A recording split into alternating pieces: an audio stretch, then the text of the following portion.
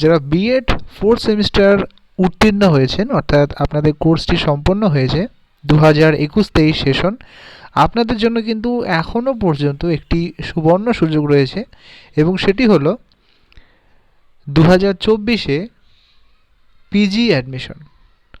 Netaji Subhash open ইউনিভার্সিটিতে যে PG admission চলছিল তার কিন্তু ডেট অলরেডি বাড়ানো হয়েছে, যেটি ছিল 10 তারিখ পর্যন্ত, এবং এই ডেটটা এখন কিন্তু এক্সটেন্ড করা হয়েছে, লাস্ট ডেট 25শে জানুয়ারি, এবং অনলাইন ফিস সাবমিশনের ডেট 31 তারিখ পর্যন্ত রয়েছে। তাই একটা অবশ্যই আপনাদের পক্ষে বা আপনাদের কাছে সুবর্ণ সুযোগ, আপনারা কিন্তু এখনও পর্যন্ত চাইলে এনএসওইউতে অ্যাডমিশন নিতে পারেন।